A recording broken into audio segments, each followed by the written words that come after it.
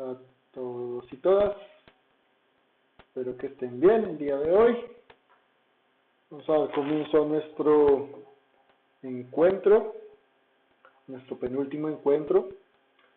Ya solamente nos queda este y el de la próxima semana y terminamos nuestro curso de Constitución. Entonces, la idea de hoy, como las veces pasadas, la idea es que hoy revisemos un poquito el tema como logístico de la entrega, para ver si tienen dudas, comentarios, y haremos una pequeña introducción a la temática y algunas recomendaciones pues para que el contenido del documento, digamos, responda a los objetivos que están planteados, ¿vale? Entonces, eso es lo que vamos a desarrollar el día de hoy, y la idea es que pues con esta información ustedes hagan la lectura de su referente de pensamiento. Si todavía no lo han comenzado, comiencen a hacer la consulta de información que es necesaria para poder desarrollar el documento, y dentro de que después hagamos una discusión de los contenidos, de los hallazgos que ustedes hayan hecho, para, digamos, complementar su discusión y que puedan desarrollar de la mejor manera su documento y el otro producto que deben entregar, que es un video, ¿vale? Entonces, nada, voy a hacer una rápida presentación entonces del documento, y ya ahorita revisamos si tienen dudas o comentarios sobre el tema, ¿vale? Voy a presentar aquí la pantalla.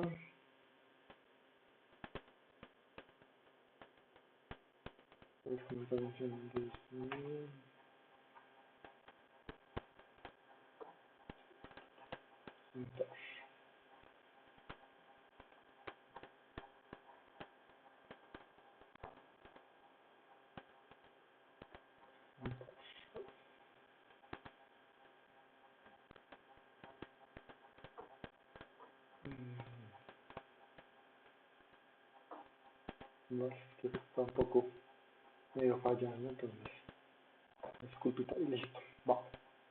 Vale, entonces nada, la idea, como recuerden que la idea de la entrega del eje 4 es complementar lo realizado durante el eje 2. Entonces la idea es que sobre el mismo drive que ustedes desarrollaron, lo que van a hacer es complementar, digamos, plantear los puntos que hacen falta, ¿no? La idea es que el contenido del eje 4 esté relacionado con los contenidos que se desarrollaron para el eje 2, y que lo que hagan es complementarse y revisarse algunos elementos. Entonces la idea del eje 2 fue que ustedes hicieran como una revisión y como que hicieran un diagnóstico de cómo está, digamos, el conocimiento de las personas alrededor del tema de la Constitución, y que también pudieran ver un poco como las percepciones o las experiencias en términos sobre todo de derechos que ustedes tienen personalmente desde sus experiencias, y que las personas que ustedes entrevistaron también tienen. Entonces la idea es que con esa información, digamos, con lo que hemos venido revisando sobre el enfoque de derechos y estos elementos en las últimas clases, ustedes logren hacer este cuadro. Entonces la idea es que a partir de la comparación que ustedes hicieron, las conclusiones que ustedes sacaron, ustedes deben identificar 5 derechos que ustedes, desde lo que han encontrado, podrían considerar que se están garantizando en el país, y 5 derechos que se están vulnerando.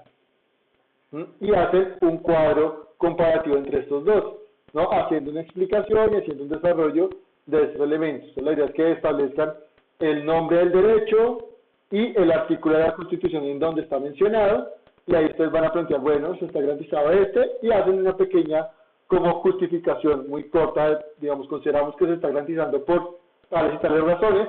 Ahí es donde ustedes van a retomar la información del eje 2, o no se está garantizando, se está vulnerando, y retoman la información recabada en el eje 2 para responder a eso, ¿cierto? Entonces hacen ese cuadro, 5 de un lado, 5 del otro.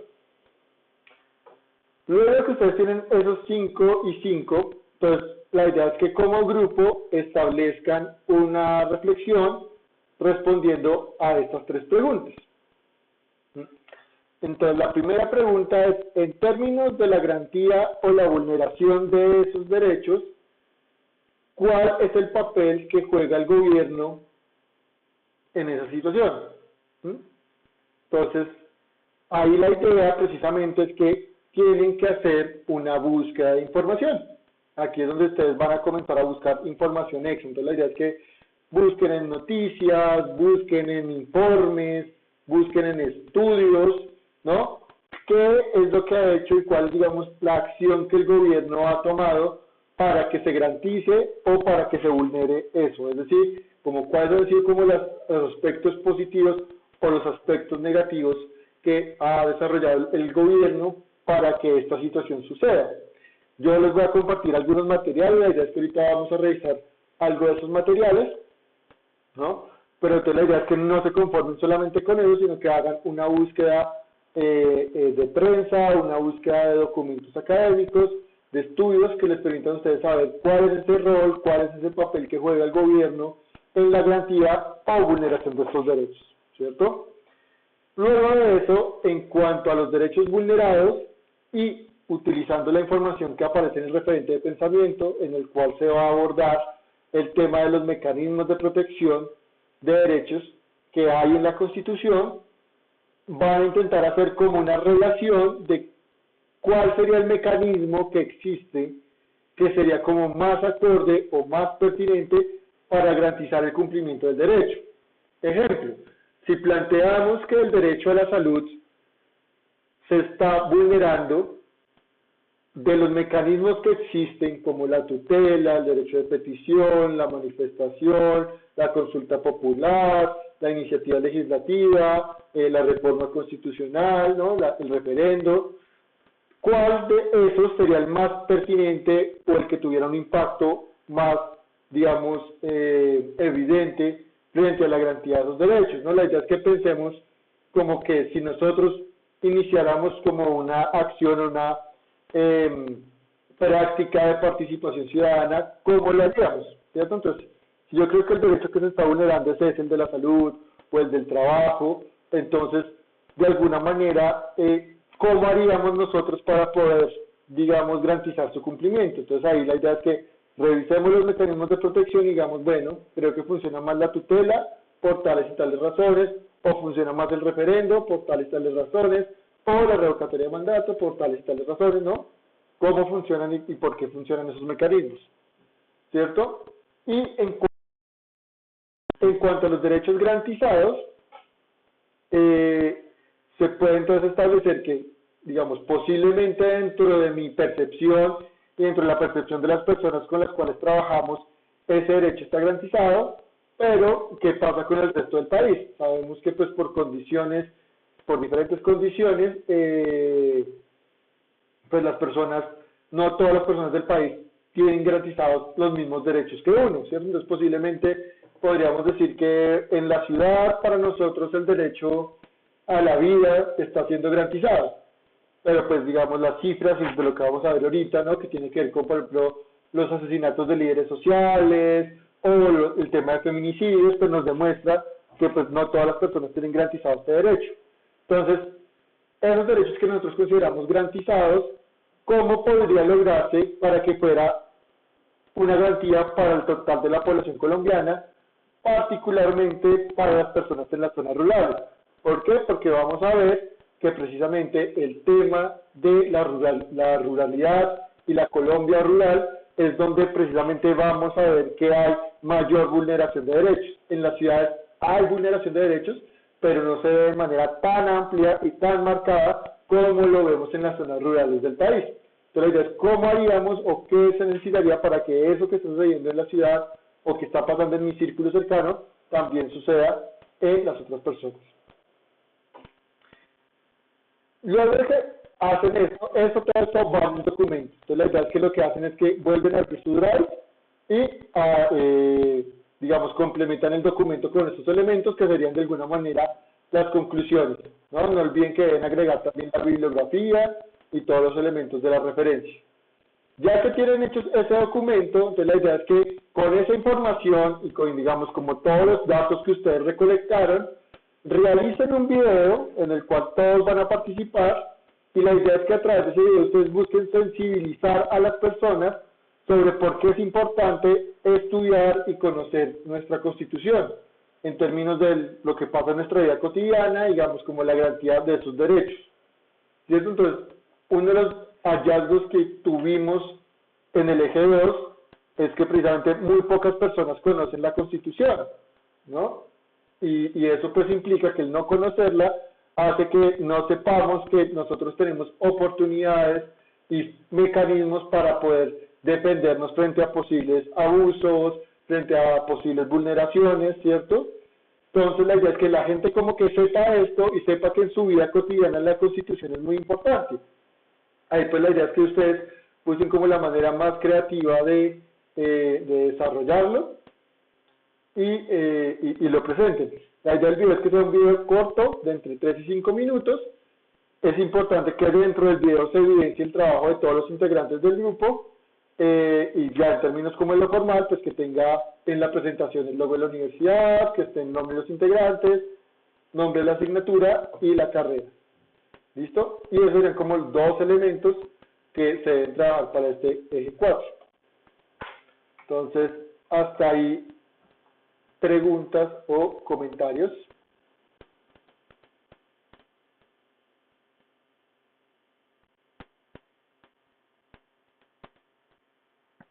No, profe. ¿No? ¿Todo claro? Listo. Entonces, como les digo, la idea es que pues los grupos se dividan un poco las acciones para que logren cubrir la información y logren cubrir como los diferentes elementos que están establecidos. A pesar de que solamente está planteado como que es relativamente sencillo la realización del documento, la idea es que en esa sencillez que está planteada, pues se evidencie sobre todo es una síntesis de la información, o sea, como que tampoco caigamos en unas respuestas superficiales o que caigan en opiniones frente al tema, sino que todo esté sustentado en información, que todo esté debidamente argumentado en fuentes de información válidas sobre el tema, ¿cierto? Entonces, para que lo tengamos en cuenta, porque si no, esa reflexión se nos queda simplemente como en compartir unas percepciones o unas posturas sobre el tema, pero no ahonda, digamos, y no evidencia el trabajo, digamos, la lectura de la información y la documentación sobre el tema. ¿Listo? Entonces es muy importante que lo tengan en cuenta para que, digamos, tengan esa rigurosidad a la hora de las preguntas y de constituir su documento y constituir su video. ¿Listo? Entonces, eso frente a ese tema. Entonces, ahora, digamos, ya por el otro lado, no sé si ustedes ya revisaron alguito del referente de pensamiento o todavía estamos en ceros en eso.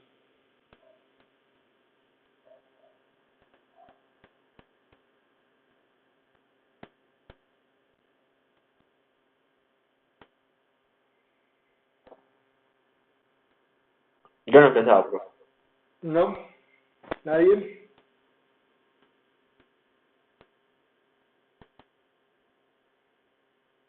Profe, ¿usted de pronto conoce una aplicación fácil para, digamos, cortar video? Bueno, unir los videos para hacerlo y poderlo subir a la plataforma más fácil.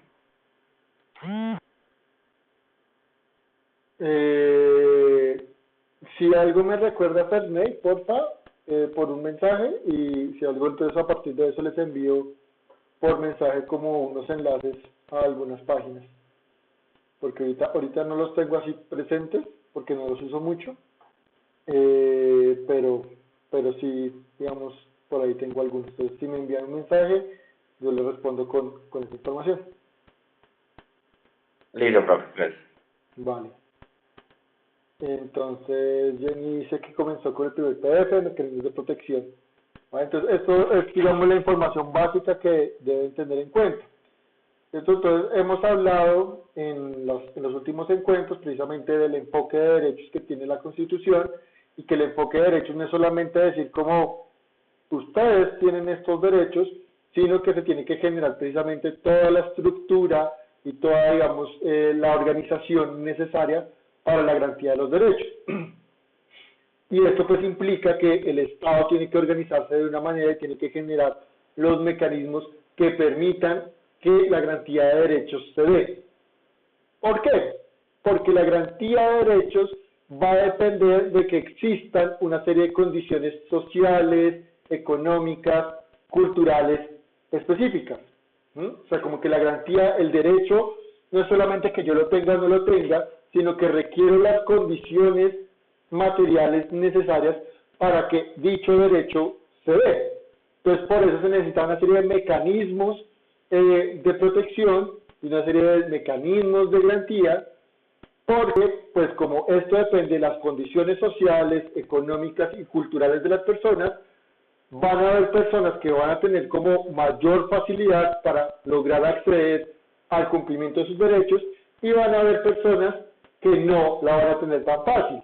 Y van a haber otro tipo de aspectos organizativos que no tienen que ver con lo gubernamental, sino que van a tener, por ejemplo, que ver con lo económico o con lo religioso o con lo normativo de otras circunstancias que van a entrar en disputa, ¿no? Y ahí entonces precisamente donde entran los mecanismos de protección para llamar la atención, digamos, de esas situaciones, pues porque estar pendiente de lo que pasa en un país como Colombia con 46 millones de habitantes y saber qué le pasa a todo el mundo, pues es muy complicado, ¿cierto? Entonces es necesario esos mecanismos para que nosotros podamos activar estos escenarios y que el Estado pueda, digamos, tomar las acciones necesarias y requeridas en los escenarios que sean requeridos.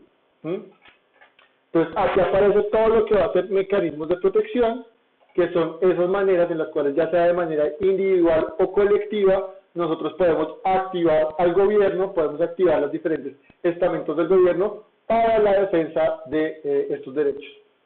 Cada mecanismo de protección tiene una intención diferente porque los derechos, digamos, la circunstancia de la garantía del derecho va a ser diferente. O sea, no es igual cuando, por ejemplo, el derecho que a mí se me está vulnerando es el derecho a la privacidad o el derecho al buen nombre, a cuando el derecho que a mí se me está vulnerando es el derecho a la vida. Hay un derecho, digamos, no es que un derecho sea más importante que otro, pero si uno es más urgente que otro. Si mi vida está en riesgo, pues las acciones tienen que ser mucho más inmediatas a que si es un derecho que, digamos, podría esperar un poquito más de tiempo y que no requiere acciones tan inmediatas. La idea es que obviamente todos los derechos sean garantizados, pero hay derechos que implican una acción mucho más rápida que otros que no implican eso, o que implican acciones mucho más estructurales y otros que con algunos cambios o acciones como un poquito más específicas se puedan desarrollar, ¿cierto? Entonces, ahí precisamente es donde vamos a tener como una variedad y un repertorio de mecanismos diferentes. Eso es muy importante porque, digamos, uno de los principales, y digamos que en términos legislativos y como en términos de política internacional es uno de los grandes logros que tiene Colombia y es reconocido así, es, por ejemplo, la acción de tutela, ¿cierto? Entonces la acción de tutela es un gran, digamos, logro de parte de la Constitución, pues porque permite una acción directa y una acción muchísimo más rápida y contundente en la defensa de los derechos, ¿cierto? Entonces es un gran logro. Pero el problema de la tutela es que, digamos, ha tenido una dificultad y es que se utiliza para, digamos, circunstancias que no son, que se pueden resolver a través de otros mecanismos, que pueden ser abordados por otros mecanismos. Entonces, ¿eso qué hace? Que precisamente el mecanismo de la tutela y el procedimiento que implica la tutela, pues esté en estos momentos saturado, ¿no? Y esa saturación impide pues que de alguna manera quienes realmente requieren que las tutelas se resuelvan de manera rápida no estén logrando llegarlo, pues porque hay muchísimas tutelas actualmente en curso. Entonces pues, es muy importante que nosotros sepamos que tenemos la tutela, pero que sepamos utilizarla para los casos que son necesarios y al mismo tiempo sepamos que existen otros mecanismos que son igualmente eficientes y que podríamos utilizar y que no tendríamos que hacer pues todo el proceso que implica hacer una tutela, que es un proceso bastante dispendioso y que pues posiblemente si no lo sabemos utilizar pues va a ser improcedente. Entonces vamos a terminar perdiendo un poco el tiempo nosotros y por otra parte pues vamos a hacer que se utilicen recursos estatales para algo que no es procedente, ¿cierto? Entonces es muy importante precisamente que conozcamos muy bien estos mecanismos y pues de eso se trata, digamos, ese primer referente de pensamiento que habla específicamente de qué son esos mecanismos de protección, cuáles son sus condiciones para poderlos interponer y para qué, en qué escenarios se deben interponer.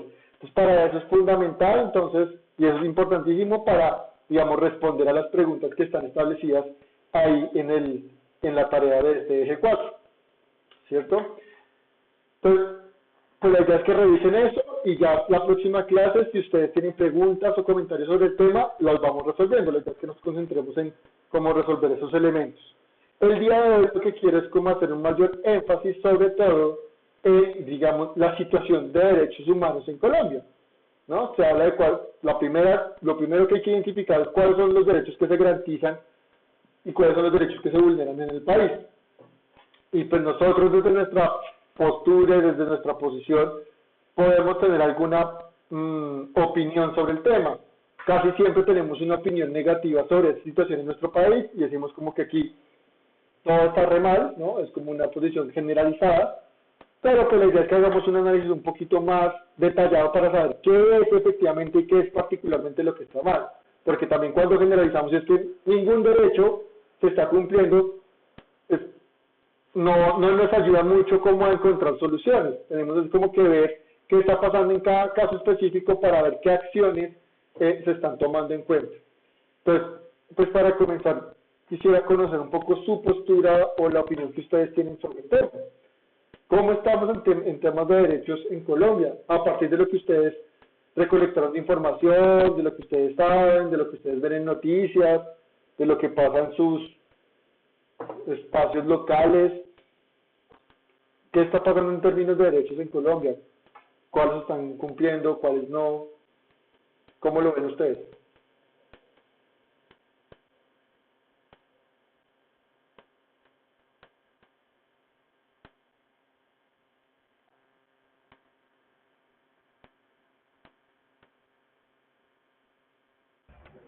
Buenas noches, profesor, ¿sí me escucha? Sí, señor. Hay un caso particular, eso ocurre por el lado personal mío de mis padres, ¿no?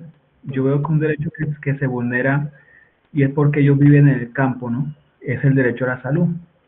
Resulta que, pues, por vivir en un campo, el pueblo más cercano no tiene un hospital, tiene un centro de salud que el médico va 2 veces a la semana, 3 veces a la semana, y me parece eso o sea, me parece que es uno de los derechos que se está vulnerando porque no se le está respetando ese, ese derecho vital que necesitan ellos y más aún por ser adultos mayores. Tener que apartar una cita por teléfono, que eso es imposible que le contesten, ¿sí? Y cuando le contestan, le dicen que espere un momentico y se cuelga la llamada y volver a intentar. Cuando por fin logran hacer eso, tienen que desplazarse en este caso, se desplazan hasta Bogotá a una cita médica. Y peor aún después es que le den los medicamentos. Ese es otro cuento aparte, es otra pedida de cita. O sea, ese es para mí, es un derecho que de verdad se está vulnerando y más que todo en el campo, donde se ve mucho eso, profesor. Exacto, vale, gracias Nicolás.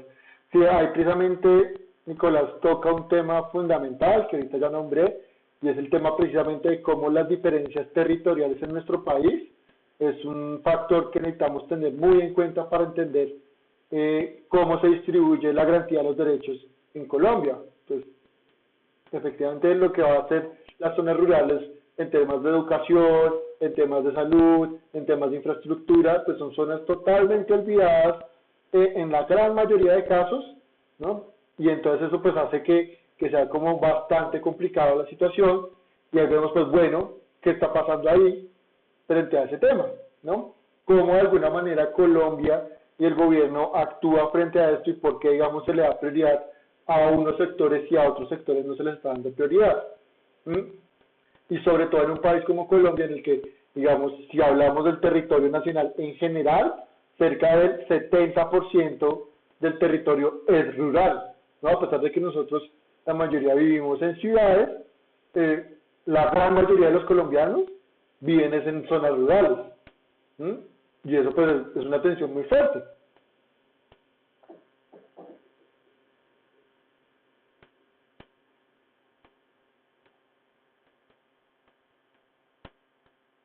Ok, ese tema también es interesante. Y que ese tema que, por ejemplo, está planteando Jenny me parece muy interesante porque nos habla, ¿no? Ya de otro lado, ¿no? Estos temas, por ejemplo, precisamente en esto que estaba hablando ahorita, posiblemente para las personas rurales, esta cuestión de la protección del consumidor y los derechos, por ejemplo, los de datos privados y derecho a la privacidad, no sea lo más relevante, no sea como lo más importante, ¿cierto? Es una cuestión que nos afecta sobre todo más a los que vivimos en ciudades y que tenemos más acceso en estos momentos a tecnologías de la información y la comunicación, pero no por ello deja de ser una situación importante, ¿no? Y es precisamente cómo atendemos al mismo tiempo esto, en un país en el cual al mismo tiempo están matando personas en el campo y hay personas que no tienen acceso a educación y a salud, y al mismo tiempo está pasando este tipo de vulneraciones, o sea, está pasando de todo en este país y hay que atenderlo todo, ¿no? Entonces ahí como que es muy interesante precisamente eso. Hay un elemento bien importante y que tiene que ver con los mecanismos y las acciones que tiene el Estado y precisamente darnos cuenta qué tanto es responsabilidad del Estado y qué tanto es responsabilidad de otros esta garantía de derechos, tiene que ver con lo que está mencionando Jenny, con la Superintendencia de Industria y Comercio, que precisamente la aparición de las superintendencias es bien interesante, porque las superintendencias son estamentos que son financiados por parte del Estado, pero son estamentos independientes. Es decir, las superintendencias no responden o no son estamentos gubernamentales. Las superintendencias son entes autónomos, pero pues de alguna manera hacen parte, digamos, utilizan recursos públicos para su funcionamiento.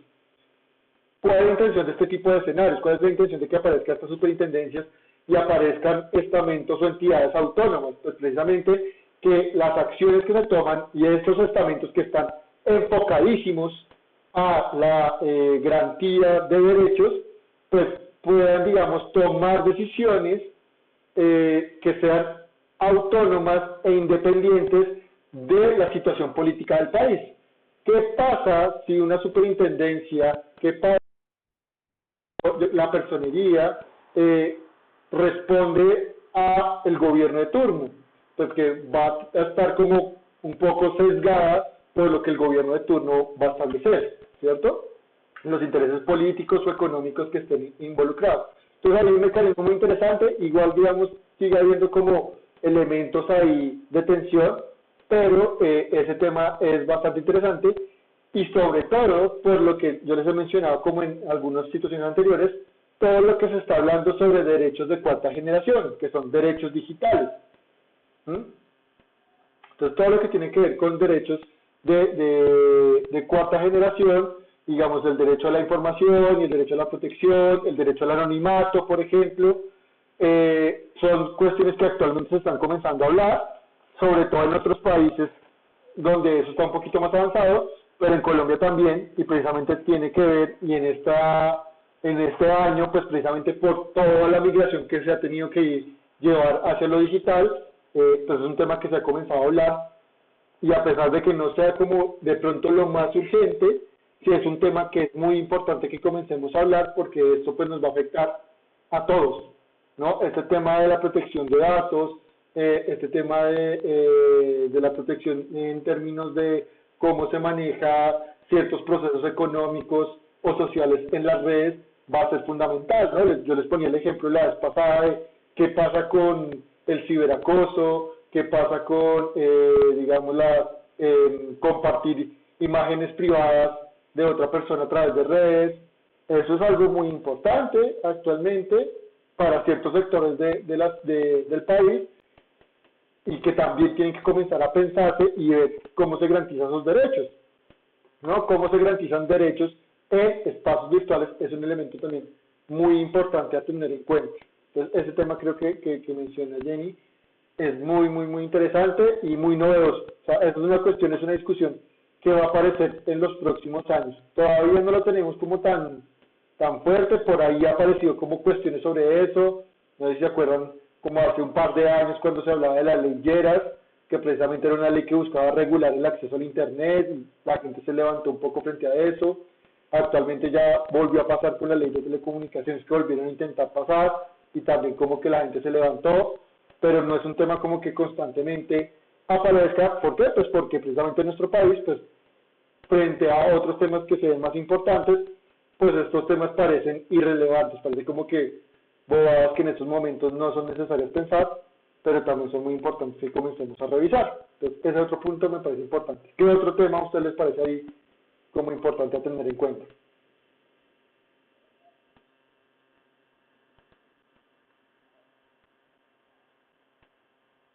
Profe, otra vez, otro tema, creería yo que es muy importante, es cómo es que se está administrando el dinero para que se puedan realizar esas obras de infraestructura que usted dice en el campo, esa salud que nunca llega ya. O sea, cómo es que a los alcaldes, a los gobernadores de cada departamento, cómo es que ellos distribuyen ese dinero, porque es que al final nunca llega a un destino, o no sé si es que el sistema de contratación que hay aquí en Colombia es muy direccionado, es muy, ¿qué le dijera yo? Es muy palanqueado para que se lo ganen ciertas personas, hagan tres cositas y el resto se lo lleven. O sea, eso pensaría yo que es uno de los problemas que existen para que de verdad no lleguen los derechos fundamentales a la gente del campo. Exacto, Nicolás. Ese tema es muy importante. ¿Por qué? Eso nos permite darnos cuenta que, como les decía ahorita al principio, la garantía de derechos no es solamente hablar en sí mismo de los derechos. O sea, para que haya una garantía de derechos hay un montón de circunstancias que tienen que pasar. Entonces acá este es un tema que tiene que ver con administración pública, básicamente, ¿no? Los procesos de contratación, los procesos de transparencia, todo el tema de corrupción, ¿no? Que tiene que ver con una cuestión logística y organizativa del gobierno, ¿cierto? Pero efectivamente, como dice Nicolás, la mala administración de los recursos conlleva como efecto una vulneración de derechos. Entonces, para garantizar los derechos no solamente tenemos como que hablar de los derechos y como que concientizar a la gente de que los derechos son importantes, sino también tenemos que comenzar a pensar en esos otros aspectos del gobierno y en esos otros aspectos del Estado que posibilitan eso. Entonces, el ejemplo claro frente a esta situación es la de hace un par de meses con el escándalo que surgió con el PAE, el Plan Alimentario Escolar, ¿cierto? Y el tema, digamos, de esta contratación en La Guajira, en donde los niños les estaban dando carne de burro, y que no es el primer caso de esto con el PAE, ¿no? Sino que ha pasado millones de veces, ¿no? En el que se presentan cotizaciones súper infladas, se les entregan como alimentos en mal estado, no hay una revisión de las contrataciones. Entonces, evidentemente sí, ahí vemos que uno de los temas que siempre se ha hablado, bueno, no siempre, pero se habla en los últimos años en Colombia, que es el tema de corrupción, pasa a ser un tema fundamental para pensar en qué debe hacer el tema de vulneración de derechos. Entonces, ahí hay otro tema muy importante a tener en cuenta, ¿no? El rol que tiene el Estado, y ahí es muy interesante porque también temas de, digamos, se me apagó, pero voy a conectar, ¿no? Para escuchar porque no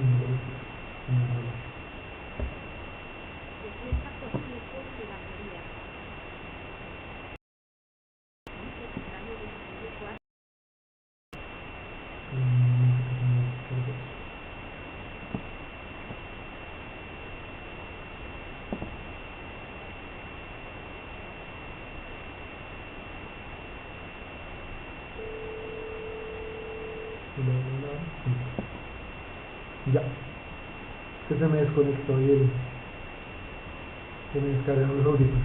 Vale, entonces les decía entonces, ¿no? La importancia de estos procesos, digamos, como la participación ciudadana en términos de estos elementos es fundamental, y sobre todo porque y es una discusión política muy importante actualmente en nuestro país y en diferentes países, ¿no? Y es hasta dónde tiene que llegar el Estado o cuál es el rol del Estado en la garantía de los derechos. Es decir, el Estado tiene que ser un dador de los derechos, ¿no? Entonces, como que es la cuestión, por ejemplo, de la gratuidad en la educación, la gratuidad en la salud, o sea, como que el Estado tiene que poner directamente los recursos, o qué, porque si eso hace el Estado, entonces se tilda de que es un Estado socialista, ¿no? Y que la gente quiere todo regalado y que eso está súper mal. Entonces, como que por ahí no es la opción. Entonces, ¿cuál es la opción del Estado? Si no es dar los derechos, entonces, ¿cuál es la cuestión de la garantía en términos de eso? Entonces, digamos, dentro del Estado democrático y el Estado social de derecho que nosotros tenemos establecido, el Estado no está obligado a ofrecer el derecho, ¿no? A garantizar la educación gratuita a todo el mundo y universal, no. Está obligado a generar las condiciones para que las personas puedan acceder al derecho, pero el acceso al derecho va a ser una circunstancia mucho más individual. Y entonces hay como que también se ve como bueno, cuáles son las responsabilidades acá, y es un elemento que es muy importante tener en cuenta cuando vayamos a hacer el análisis, porque a veces le achacamos al Estado cosas que actualmente, al menos bajo la legislación actual, pues no tiene la total responsabilidad de hacerlo. Sería interesante que lo hiciera, y precisamente actualmente con la crisis del COVID, no solamente Colombia, sino muchos estados han comenzado a plantearse como que el Estado debería tener una acción mucho más activa en la garantía de derechos y no ser simplemente un garante ahí de organizar y ver que sí se cumpla, sino como no participar directamente. Pero pues eso implica precisamente dentro del panorama político mundial pues una discusión muy fuerte, porque eso nos hablaría como de sistemas socialistas y eso como no está bien visto y hay un montón de problemáticas ahí, entonces muchas posiciones encontradas actualmente. Otro tema importante es el que está colocando ahí Jenny también, que tiene que ver, y que es uno de los temas que en los últimos años se ha visto como más fuerte, que tiene que ver con los derechos de las minorías sexuales, ¿no? Que tiene que ver con el derecho a una relación civil, ¿no? Casarse pues, y el derecho a la adopción homoparental, y pues todo lo que tiene que ver con la protección de las personas de la discriminación, porque vemos que sí siguen existiendo y hay unas cifras como bastante relevantes frente a la violencia que está viviendo este tipo de comunidades, ¿cierto? Entonces ese caso que presenta Jenny también es muy interesante, y que nos habla precisamente de lo que les decía ahorita, de poder ver desde la perspectiva de otros. O sea, por ejemplo, para mí el tema de casarme como heterosexual pues no es un derecho que yo vea como que me están vulnerando o me están garantizando, no, yo veo como algo normal. Yo puedo casarme, no puedo casarme, yo puedo adoptar, no puedo adoptar. Pero si lo vemos desde la perspectiva de esta población, pues esto sí va a ser un tema fundamental, y es un tema en el cual el Estado sí tiene que participar más activamente, porque por una condición de género, de diversidad sexual, se está vulnerando derechos fundamentales. Entonces, ¿cómo el Estado ahí, digamos, hace algo?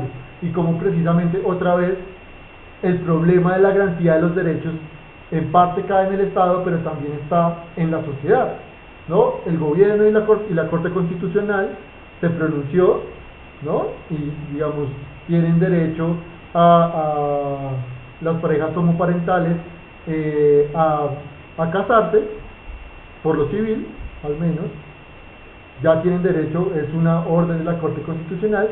Sin embargo, el juez se niega a casar, ¿no? A la pareja. Entonces, ¿el problema es el Estado? ¿El problema es el gobierno ahí? No, el gobierno, digamos, y la Corte cumplió con, digamos, emitir su decreto, y así como, hey, ¿no? Esto se tiene que cumplir. Pero ya hay, aquí, digamos, como la sociedad lo asume, ahí hay otra circunstancia más que hay que tener en cuenta. Y eso tiene que ver con procesos de educación, con procesos de sensibilización y otro tipo de circunstancias que tienen que pasar, ¿cierto? Pero entonces, ¿hasta dónde llega la responsabilidad del gobierno? ¿Hasta dónde llega nuestra responsabilidad como ciudadanos? Y bueno, esto como nosotros, ¿cómo participamos, no? Si yo no hago parte de la comunidad, me debe interesar, no me debe interesar, debo participar, no debo participar. ¿Cómo yo percibo eso? Eso es como un elemento también muy interesante y muy importante tener en cuenta ahí. Entonces, allá tocamos tres temas que me parecen importantes, ¿no? Uno tiene que ver con derechos de segunda generación y la relación ciudad-ruralidad, y como precisamente la falta de presencia estatal, la falta de acciones están como generando esa vulneración. Esto relacionado también con todos los procesos, todos los temas que tienen que ver con transparencia y la corrupción en Colombia. Por el otro tema que toca Jenny, que tiene que ver con derechos de cuarta generación, que son derechos digitales, derecho a la privacidad, derecho a la información. Ahí van a ver, por ejemplo, cuando ustedes vean el tema de la habeas data, que es, digamos, es como el fundamento constitucional, pero pues cuando se genera la habeas data todavía no estaba todo el tema de digitalidad, entonces como que la habeas data a veces se queda un poquito atrasada en eso, y es como, digamos, que uno tiene la posibilidad de controlar la información y la privacidad de los datos sensibles que se tienen de uno. Pero como les digo, en términos de la digitalidad es súper complicado, porque en la digitalidad, ¿cómo se controlan los datos? Los datos se van y eso sí son unas cuestiones muy complejas. El otro tema tiene que ver con el tema de minorías culturales, sexuales, religiosas, que es un tema bastante importante. Entonces allá tocamos tres elementos que creo que les puede servir a ustedes para su análisis. Y claro, Nicolás, como que ahí es donde está, digamos, la tensión, porque tú puedes tener tus creencias particulares. Cada quien puede tener sus creencias, efectivamente, ese es el punto del debate. O sea, la cuestión es cuando tus creencias intervienen en la garantía de los derechos de otros, ¿no? O sea, como que no se le está diciendo al juez que deje sus creencias, ¿no? Posiblemente es una circunstancia religiosa o moral que considera. Entonces no se le está diciendo que, por ejemplo, deje de ser católico o de la religión que sea, ¿no? Puede seguirlo siendo, pero él, digamos, participa como funcionario público en la garantía. Él tiene un deber como funcionario público de garantizar los derechos de todos los ciudadanos colombianos, todos, independientemente de cualquier condición. Entonces ahí es como cuál es el límite, digamos, de intervención, y cuál es, digamos, el límite que tiene una creencia en términos de eso, ¿sí? Por eso, digamos, el debate y lo que se ha hablado, pues claro, digamos, ya el tema, por ejemplo, de que una pareja del mismo sexo se case por la iglesia es otra circunstancia, porque ahí sí el tema de la creencia y el tema de la religión pues es mucho más importante. Ahí sí, digamos, tiene que ver con cómo esa institución y esa comunidad considera ciertas cosas. Ahí sí el Estado no tiene por qué meterse, ¿no? Pero para el otro lado, entonces, también está, digamos, la circunstancia, ¿no? Veíamos, y si vieron el referente de pensamiento 3, una de las circunstancias o uno de los cambios que tuvimos de la Constitución de 1886 a la Constitución de 1991 es, digamos, la separación de la Iglesia del Estado. Somos un Estado laico, en teoría. Entonces, eso implica que el Estado y las decisiones que toma el Estado y que toman los funcionarios públicos no deberían estar atravesadas por creencias religiosas de ningún tipo, porque el Estado es el árbitro, ¿no? El Estado debería ser un agente imparcial, ¿no? Es como en un partido de fútbol, si el árbitro está de parte de uno de los equipos o hace parte de uno de los equipos, ¿no? Por eso, por ejemplo, en los partidos de fútbol internacionales, ninguno de los árbitros puede ser de alguno de los países que está disputando el juego, porque pues hay una posibilidad de que esté sesgado. Entonces acá pasa igual. Si yo estoy metido en un debate en el cual hay una creencia religiosa frente a la creencia de otros grupos sociales, yo no puedo hacer parte, yo no puedo tomar partido por alguno de los dos lados. Yo tengo que, digamos, ser imparcial frente a eso y establecer cuál es la norma como básica. Entonces ahí precisamente es el tema de hasta dónde también debe llegar la acción gubernamental. Porque tampoco entonces que el gobierno comience a obligar al resto de gente a hacer algo. Ahorita precisamente un tema muy interesante que está generando debates en Bogotá, lo del día sin carne. ¿Sí vieron esa noticia? Del día sin carne.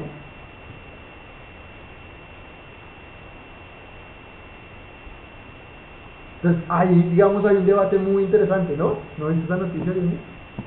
Está re loco, ¿no? Entonces como tenemos día sin carro, vamos a echarlo aquí para publicar. Como tenemos día sin carro, ahora se está planteando la idea de un día sin carro. Entonces, lo que ha generado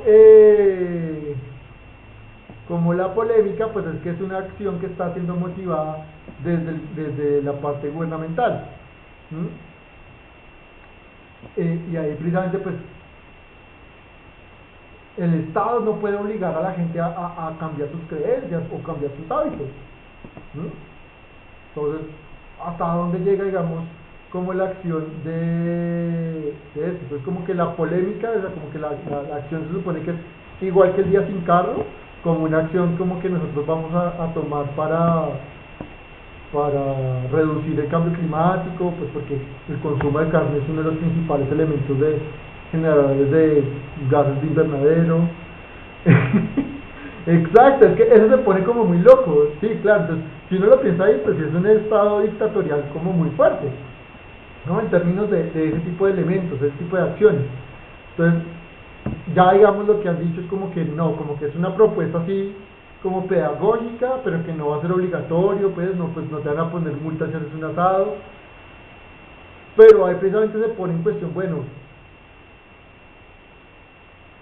¿cuáles son los límites del Estado? El Estado debe tener algún tipo de limitación también en su acción. ¿Cuál es esa limitación? ¿A quién se le está garantizando derecho y a quién no se le está garantizando derecho? ¿No? Es el mismo tema que surgió, por ejemplo, con el tema de las corridas de toros. Entonces, unos a favor, unos en contra. Entonces, hay los derechos de quién y qué es lo que debe prevalecer ahí. Ahí el Estado de tomar, digamos, no puede tomar un partido tan específico o no puede, digamos, como dejar que la agenda política lo lleve a su lado hacia otro. Tiene que ser como muchísimo más imparcial. Eso es lo que debería hacer el Estado. Debería, ¿cierto? Pero ya vemos que precisamente en la acción hay muchas cosas que están pasando. Entonces es importante como tener en cuenta esos elementos. ¿Vale? Entonces nada, como que quería hacer como este análisis o esta reflexión para que ustedes vean todo lo que está detrás de esta cuestión de los derechos. Entonces como que nos quedemos solamente como, sí, no se está garantizando el derecho a la salud. Ajá, y porque el Estado no hace nada. No, o sea, escarbémosle un poquito más, veamos que hay muchas circunstancias que están como atravesadas y veamos cómo se relaciona una cosa con la otra, como por ejemplo los temas de salud están relacionados con los temas de corrupción y cómo están al mismo tiempo relacionados con temas del conflicto armado y muchas otras cosas, ¿no? Entonces como pensar en un derecho nos obliga a pensar en todos los derechos, casi. ¿Vale? Entonces era un poquito como el análisis que les quería dejar el día de hoy. Como les dije, les voy a compartir unos materiales, que es el informe del Estado de Derechos Humanos de la Defensoría del Pueblo. El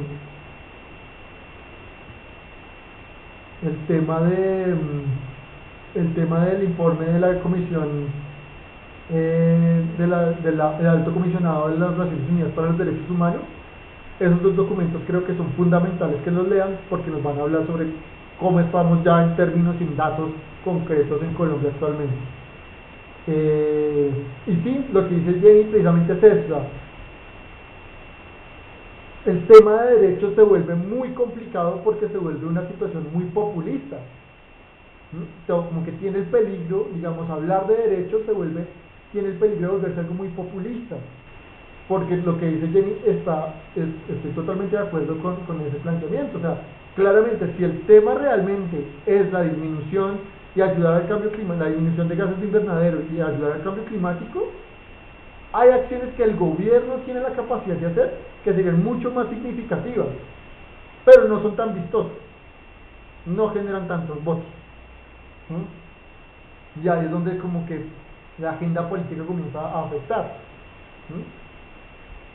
Y no nos metemos, no, precisamente si vemos, por ejemplo, cuáles son los principales, de lo que siempre se ha hablado, o sea, cuáles son los principales focos de generación de contaminación atmosférica en Bogotá, pues las fábricas, y frente a eso pues si no hay regulación. Después pues porque eso no es tan vistoso, porque eso no va a ser una posición tan popular, pero es algo que se tendría que hacer, ¿cierto?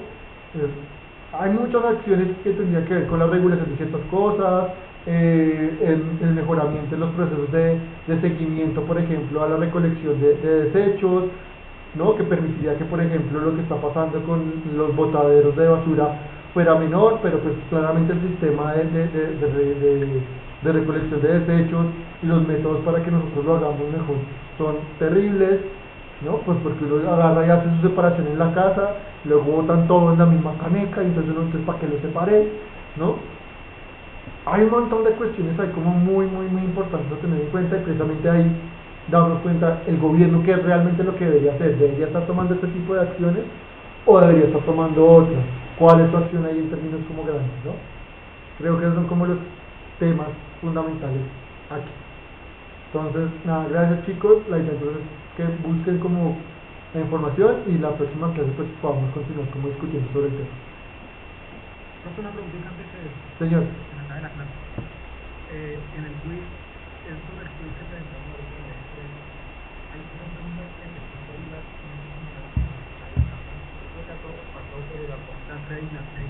Sí, la idea entonces es que quienes hayan tenido esta situación, que ya Jenny me la había notificado, es que por favor me envíen un correo y yo en estos días hago manualmente la corrección, porque pues fue un problema que hubo en el montaje que hizo sistemas a eso.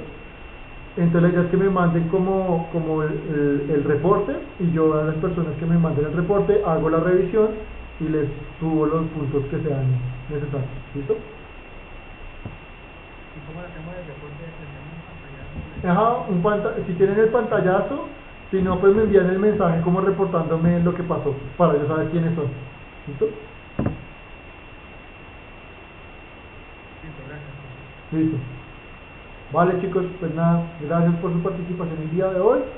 Cualquier duda que tengan sobre la entrega estoy pendiente, y si no, pues nos vemos en 8 días.